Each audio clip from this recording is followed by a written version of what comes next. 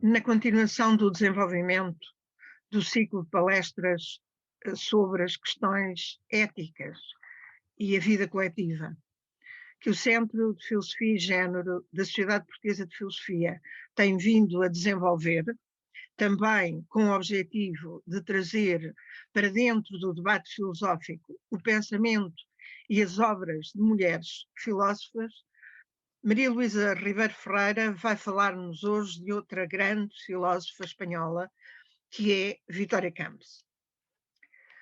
Maria Luísa Ribeiro Ferreira é professora catedrática de Filosofia na Universidade de Lisboa e tem dedicado a sua atividade de investigação e de ensino a várias temáticas, das quais gostaria de destacar três. Filosofia moderna, com especial ênfase no pensamento de Spinoza, de quem é uma grande e reconhecida especialista, a filosofia da educação e também a questão das mulheres e da filosofia.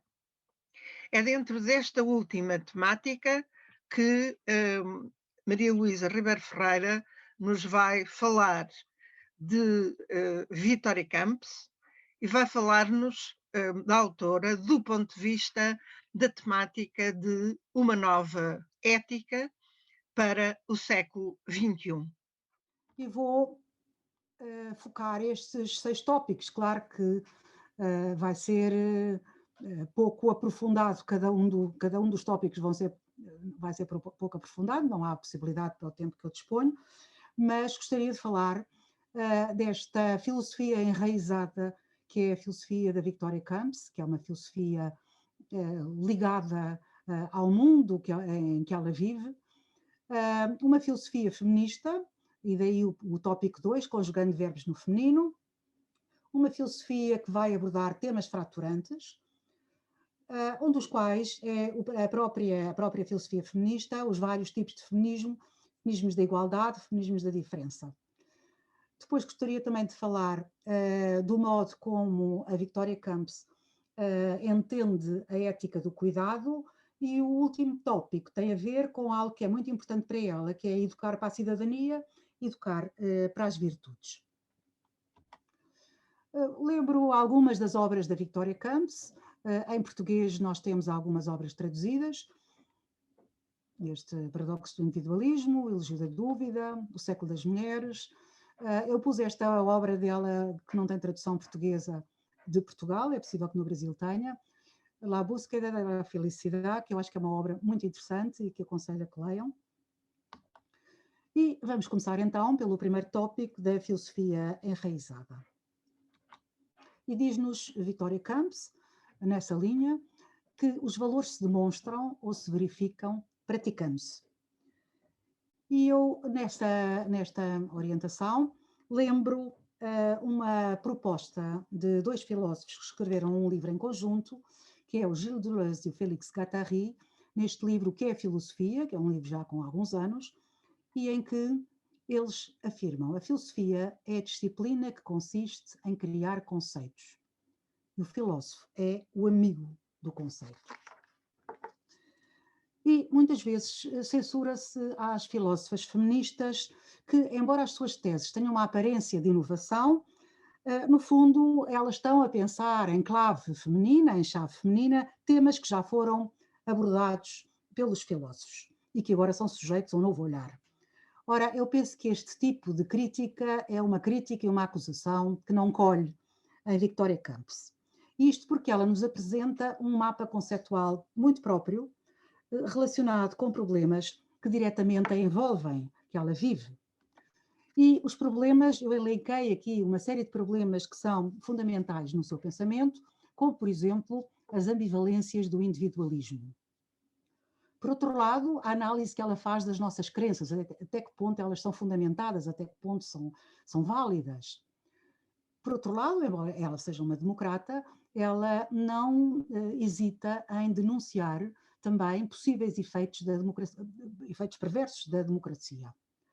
Uma outra temática que também lhe é muito querida e que tem a ver também com a realidade que a Espanha atravessa, e que é a temática dos separatismos. Depois, um outro tema, a aspiração a comunidades justas.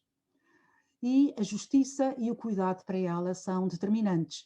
E como tal, ela vai dar um relevo determinado ao cuidado como prescrição ética essencial. Finalmente, aborda também a relação entre público e privado e vai-nos falar das virtudes públicas. Portanto, ela não se limita justamente, digamos, a circunscrever estes conceitos, ela traça também a sua história e revisita as causas que levaram à sua formulação atual. Assim, por exemplo, quando ela examina a democracia, vai remontar às raízes gregas da democracia, vai remontar aos contributos modernos que foram extremamente importantes para a democracia se consolidar e, como tal, vai chamar sempre os seus amigos filósofos. Ela revisita, dentre os clássicos, dá um particular relevo a Aristóteles, a Spinoza, a Hobbes, a Kant, a Hegel e a Nietzsche.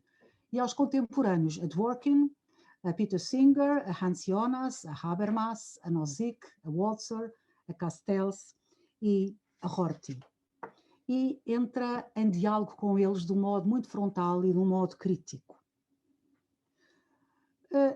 Nos textos que eu trabalhei de Victoria Camps, não vi nela nenhuma alusão a Paul Nizan. Aliás, Paul Nizan é um filósofo bastante desconhecido da maioria das pessoas, mas lembrei muitas vezes de Paul Nizan, deste filósofo francês do século passado, na sua obra Les Chiens de Garde, em que ele faz uma crítica muito incisiva, digamos, ao alinhamento dos filósofos. Eu acho que aqui, embora não o cite, eu acho que há uma grande afinidade com o modo de pensar também da Victoria Camps. E então leio.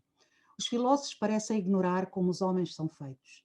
Não conhecem o que eles comem, as casas que habitam, os fatos que usam, o modo como morrem, as mulheres que amam, o trabalho que fazem. Esta espantosa ignorância não perturba o curso preguiçoso da filosofia. Os filósofos não se sentem atraídos pela terra. São mais ligeiros que os anjos, não têm aquele peso dos vivos que amamos, nunca experimentam a necessidade de caminhar entre os homens. Ora, eu penso que a obra de Victoria Camps é uma resposta contestando esta acusação que o Paul Nizan faz. Esta ausência de que ele fala, ela pretende superar essa ausência. Porquê? Porque há nela um permanente apelo à realidade, um permanente apelo ao senso comum. E ela vai se interessar por assuntos que interessam a toda a gente, como, por exemplo, a educação, como, por exemplo, as diferentes profissões, como, por exemplo, o emprego, as emoções. Ou seja, ela interessa-se pelo modo como nascemos, pelo modo como vivemos, pelo modo como morremos. E os temas a que dá um particular relevo são temas éticos e temas políticos. E vai debruçar-se sobre as questões fraturantes que estes temas levantam. Essas ditas questões fraturantes são as linhas mestras da sua obra e vai mostrar como os homens e as mulheres concretos vivem, com os seus medos, com as suas dúvidas, com as suas esperanças. E tudo isto conjugando os verbos no feminino, este segundo tópico sobre o qual eu me irei debruçar. E diz Victoria Camps, o feminismo não é um tema de mulheres, mas de interesse comum, e não temos conseguido universalizar a causa feminista. E, para caracterizar o olhar feminino, ela vai dizer que ele é direto, que é pragmático, que é eficaz, que é disruptivo, que é afetivo. E esse é o seu olhar também. Há nela, portanto, uma valência prática que procura resolver os problemas, não procura só teorizar, ela quer resolver, quer encontrar soluções concretas, quer melhorar o cotidiano, é esse o seu esforço também. Devido ao recurso a uma vivência pessoal dos temas sobre os quais reflete, ela vai procurar fazer isso, melhorar o cotidiano. E isso tem muito a ver com os cargos que ela ocupou também, com uma sabedoria que é feita de experiência. E por isso ela oferece-nos um discurso apelativo e interpela-nos para mudarmos a nossa mentalidade. E faz realmente uma abordagem desassombrada de determinados temas fraturantes. E com tudo isto ela vai mostrar a fragilidade e a inconsistência que estão na base de muitas das nossas crenças. A sua atenção vai se debruçar sobre o mundo privado e vai colocar este mundo privado no centro das suas reflexões. E, segundo ela, a vida pública e a vida privada não podem reger-se por regras opostas. Ela vai defender aquilo que chama uma outra gramática do poder. E essa outra gramática de poder vai impregnar a vida política de valores privados. E, portanto, ela vai dar uma grande importância às chamadas histórias de vida. Ela é realista e considera que as respostas aos problemas sociais não vão ser dadas pelo Parlamento, ou não deverão ser dadas pelo Parlamento. As respostas aos problemas sociais devem ser dadas pelos movimentos de cidadãos. E, como tal, vai recorrer a diferentes disciplinas para abordar os problemas. Portanto, ela não vai circunscrever-se a uma reflexão teórica. Ela vai procurar aproximar o político e o cidadão. E o lema dela é justamente pensar globalmente exige agir localmente. E então vai aplicar à política determinadas virtudes que durante séculos foram consideradas, que estavam circunscritas ao mundo feminino. E ela vai considerar que essas virtudes são património da humanidade, não são especificamente femininas, mas devem ser aproveitadas, sem dúvida. E são a conciliação, o diálogo, o pragmatismo, a solidariedade, o cuidado, que nós vemos no universo feminino e que devem ser rentabilizadas realmente para todos e, como tal, constituírem o património da humanidade. E estas virtudes são uma mais-valia quando são aplicadas à política. Segundo Victoria Camps, importa construir uma razão dialógica. E só com esta razão poderemos ter uma visão comunitária da humanidade. O indivíduo, para ela, não está na origem do juízo moral. Há que salientar necessidades partilhadas, há que salientar objetivos comuns. E nestes objetivos comuns estão inseridos os afetos, estão inseridas as emoções. E por isso ela vai-nos falar numa pedagogia dos afetos e vai defender uma pedagogia dos afetos. Ela acha que esses afetos são motivadores de uma ação racional. E os afetos ocupam um lugar determinante no discurso e na ação política. E vai retirar estas conclusões da sua experiência enquanto mulher, enquanto educadora, enquanto política, enquanto filósofa. E dá, portanto, uma marca inequivocamente feminina ao seu pensamento. Então, ponto 3, o desafio de temas fraturantes. Um dos temas fraturantes é a religião.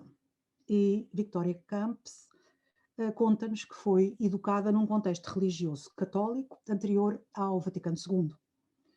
E o catolicismo no qual ela foi educada e que ela conheceu era um catolicismo do franquismo espanhol, em que o catolicismo era, digamos, a religião do Estado, não é?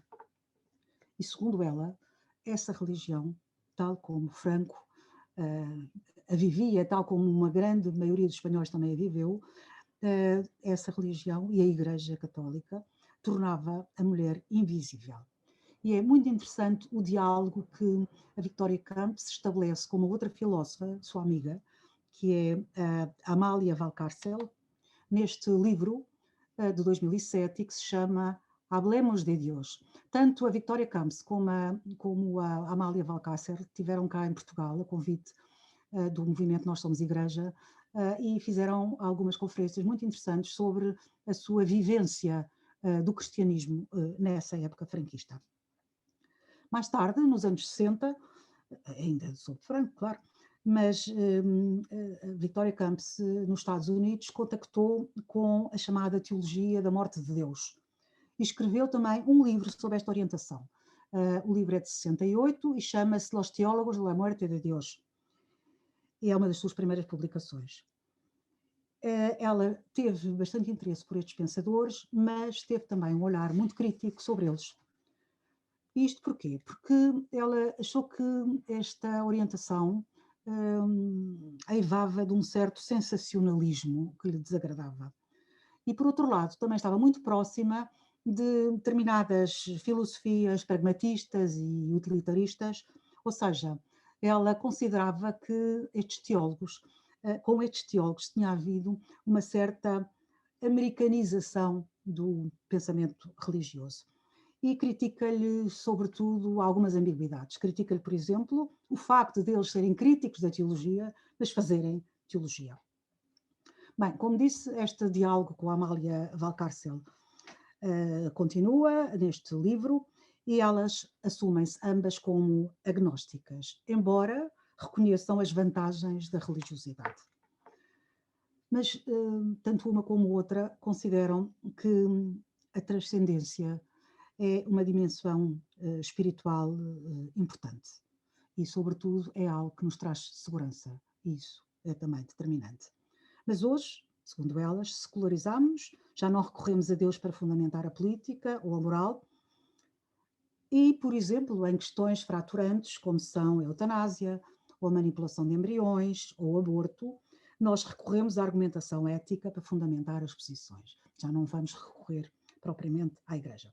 Ela é defensora de uma moral laica e diz: uma moral laica é a única capaz de responder aos problemas de uma sociedade ideologicamente plural. De qualquer maneira, ela tem uma certa abertura para o fenómeno religioso.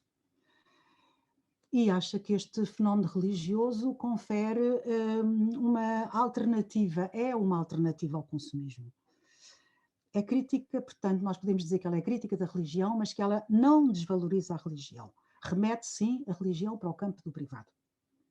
Então, vamos ver estas relações entre ética, bioética e política, tal como ela as considerou, na sua obra Virtudes Públicas.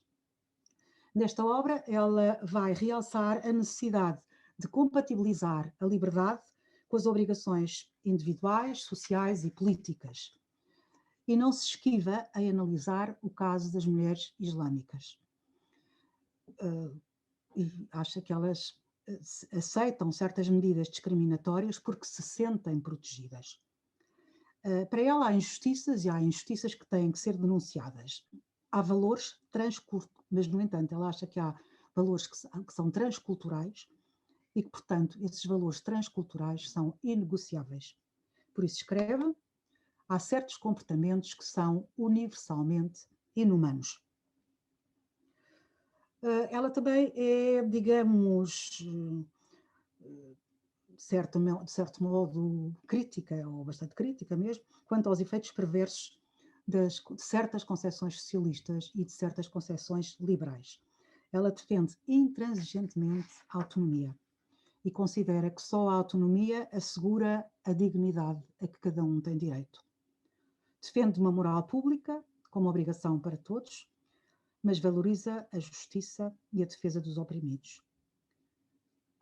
Ela preocupa-se muito com o estabelecimento de conceitos, mas diz: nem tudo é tolerável, sem dúvida, mas só adquire valor ético o que se aceita voluntariamente.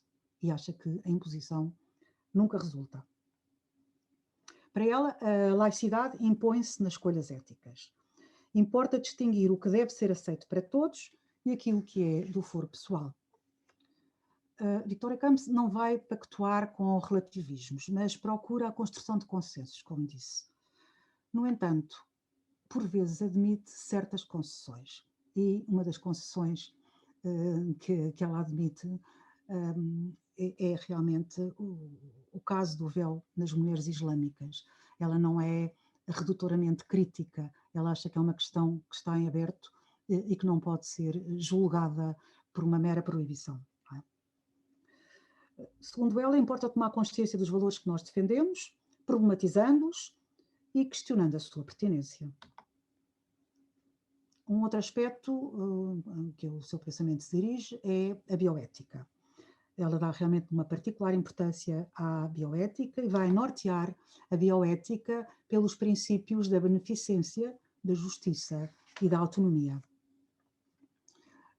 Na sua perspectiva, é importante aproximar as ciências da natureza e as ciências do espírito. É importante aproximar o científico e o técnico. E nem o científico nem o técnico podem virar costas à ética. Interessa a vida, mas interessa sobretudo a qualidade de vida. Portanto, há que encontrar um equilíbrio entre os princípios da beneficência, da justiça e da autonomia. E ela escreve: a autonomia acentua a soberania individual, mas por vezes esquece a interdependência e a responsabilidade. De qualquer modo, a concepção de bem não pode ser individualista. Quanto à política, que é uma outra temática relevante no pensamento da Victoria Camps, uma das suas grandes preocupações é o individualismo egoísta. Ela acha que o Estado tem o dever de proteger todas as pessoas, mas tem o dever de proteger especialmente as mais vulneráveis. A política, segundo ela, é um cenário importantíssimo para a problematização filosófica. Escreve a importância da política como cenário para a problematização filosófica. Ou seja, neste capítulo ela apela para um sentido de realidade e apela também para o senso comum. E considera que o sentido de realidade e o senso comum, ambos são inimigos das utopias. A democracia é uma conquista dos nossos tempos, mas não está isenta de problemas. Victoria Camps não omite os problemas que estão presentes numa democracia, de qualquer maneira, nunca põe em causa as conquistas democráticas. Por isso, ela é avessa a posições como, por exemplo, a partidocracia, o comunitarismo e aquilo que ela chama a utópica participação basista. Ela é defensora de uma cidadania ativa, de uma cidadania empenhada, e considera que a participação é um dever político de todos os cidadãos. Interessam-lhe, sobretudo, as iniciativas dos pequenos grupos, à margem da disciplina dos partidos, não é? Nos partidos ela acha que há muita rigidez, que há muita clausura, e isso por vezes leva, ou muitas vezes leva, a um desinteresse geral. Ora, uma das consequências negativas da democracia é a apatia e a indiferença do cidadão comum. O que é que acontece? Muitas vezes o cidadão comum deixa para os profissionais a gestão dos poderes. Ora, segundo ela, é urgente perceber porque é que as pessoas se desinteressam da política. E é urgente considerar os movimentos sociais como contrapartida das políticas partidárias. A ordem social baseia-se no reconhecimento da cooperação. E ela diz: o pluralismo é um bem, mas a humanidade só comunitariamente pode descobrir-se. Segundo ela, os erros do liberalismo decorreram de uma sobrevalorização das liberdades individuais. Mas também não isenta de críticas do socialismo. Ela diz: os erros do socialismo decorreram e decorrem da exaltação utópica da igualdade.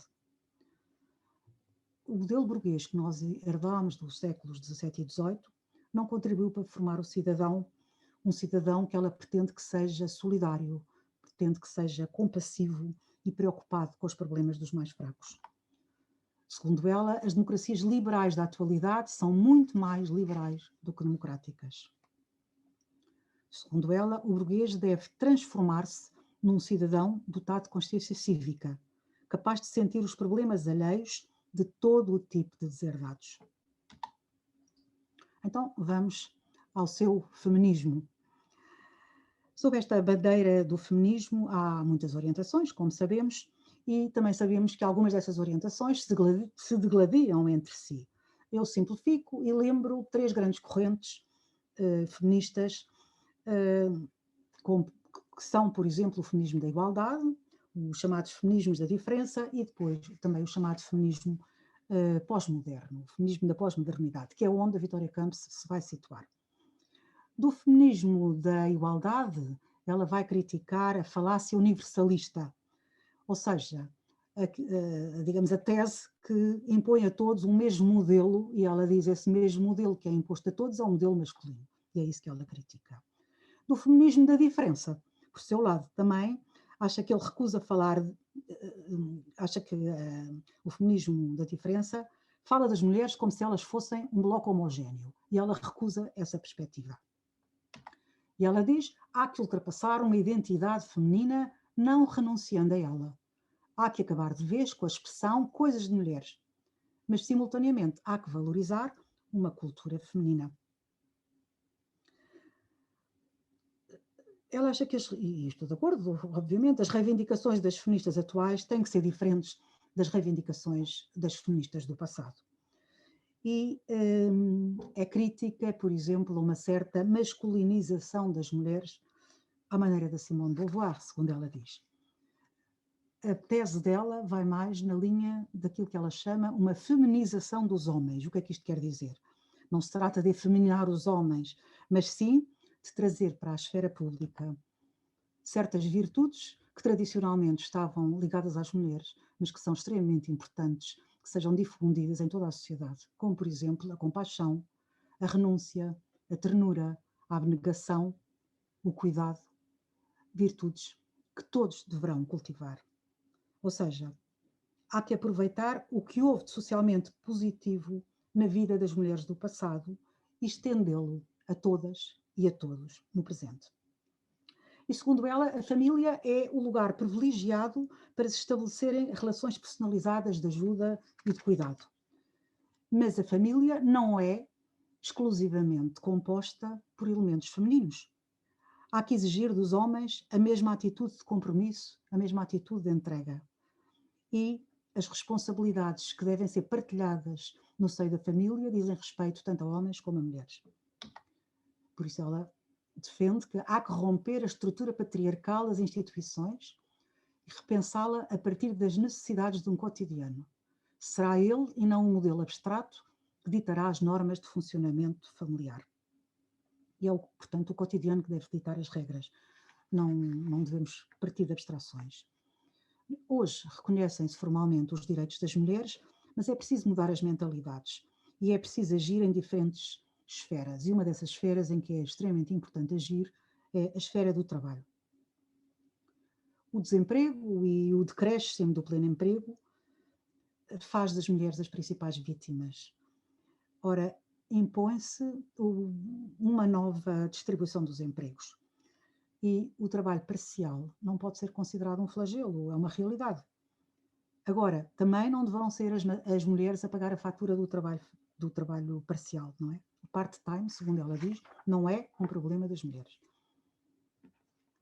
Um outro setor onde a presença feminina se faz sentir com grande importância é o setor da política e tem levado a mutações nos modos, nas linguagens, nas prioridades.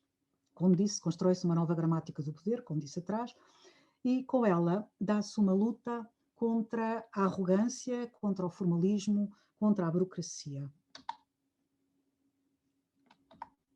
Ela diz: o pragmatismo, a sinceridade, a transparência, a desburocratização e a flexibilidade são maneiras de atuar mais familiares à mulher. E por tudo isto, urge incrementar a presença das mulheres nos centros de decisão, bem como em cargos influentes nos organismos sociais e nos organismos políticos. O quinto tópico tem a ver com um diferente entendimento de uma ética do cuidado. Victoria Camps pretende corrigir o triunfo do egoísmo possessivo que herdámos da modernidade e considera que os séculos XX e XXI concederam realmente um valor importante, uma atenção importante e um valor ao cuidado. Só que durante muito tempo o cuidado foi confinado às mulheres, como consequência da sua situação de domésticas. Ora, nós hoje consideramos insuficiente uma ética centrada na justiça e a Victoria Camps marca-se dos que entendem a compaixão como uma traição à justiça. Ela acentua a complementaridade da justiça e do cuidado e sustenta que o cuidado tem um papel determinante num estado de bem-estar. E, mais uma vez, repito, ela não defende a aproximação exclusiva das mulheres ao cuidado. Procura perceber essa associação das mulheres e do cuidado, centrando-se na história, mas alerta-nos para o perigo das exclusividades, porque isto levaria as mulheres a permanecerem no seu estatuto ancestral. Para ela, o cuidado é uma mais-valia, tal como a justiça. E, como tal, todos deverão atender às suas implicações sociais e políticas, ou seja, às implicações sociais e políticas do cuidado. Último ponto, educar para a cidadania, educar para as virtudes. Para Victoria Camps, as virtudes nada têm de obsoleto. Correspondem, sim, a adaptações desejáveis. Ela vai recuperar uma visão aristotélica da virtude como aquilo que proporciona uma vida boa e defende que a sensibilidade moral é educável, é partilhável. Quando se interroga sobre a sociedade que pretendemos construir e sobre o cidadão que nela deve, viver, ela conclui que os valores hoje dominantes são o hedonismo, o consumismo, o individualismo e que são incompatíveis com as pessoas livres e solidárias que desejaríamos como parceiros. A tese de que todos nascemos livres e iguais em direitos é uma abstração que oculta diferenças reais. A adesão a princípios igualitários não basta para criar sentimentos de solidariedade social e de responsabilidade. E por isso, Victoria Campos bate-se por uma educação que conduza a uma cidadania ativa, a uma cidadania comprometida, onde a ética se funde com a política, onde as virtudes tenham um papel determinante. E por isso as políticas educativas não podem prescindir da tarefa de formar pessoas. Tem que se estabelecer uma cumplicidade entre a família e a escola. Na educação que tanto a família como a escola devem fazer, uma educação para as virtudes. As virtudes morais e cívicas ensinam-se. E, diz Victoria Campos, o Estado democrático deve respeitar o pluralismo, mas não pode ser neutro. E ela vai avançar com programas concretos e chama esses programas de alfabetização política. E como tal, ela diz-nos que deve ser obrigatório que todo o cidadão conheça as instituições democráticas que o governam. Em segundo lugar, é importante que todo o cidadão possua rudimentos de política. É importante que todo o cidadão identifique a divisão dos poderes. É importante que todo o cidadão conheça os modelos possíveis de Estado. E, segundo ela, ensina-se a conviver cultivando-se a prática da tolerância, cultivando-se o reconhecimento do outro, cultivando-se a solidariedade, cultivando-se o diálogo. A participação devida na cidade deve ser estimulada desde cedo. Ela é contra o excesso de racionalismo e contra esse excesso de racionalismo alerta-nos para a importância da sensibilidade ao bem, às emoções e à solidariedade. A raiz da ética, segundo ela, é a empatia ou a simpatia com os outros. Mas as emoções não são naturais, ou não são totalmente naturais. As emoções também se aprendem. E o Estado não pode abdicar do seu papel de formador da educação moral dos seus cidadãos. As emoções devem ser trazidas para o palco da ética, para o palco da política, para o palco da pedagogia. E só assim será possível mudar a sociedade. Estes são os intuitos principais da filosofia de Victoria Campos, uma filósofa, como eu comecei por dizer, que tem os pés bem assentos na terra.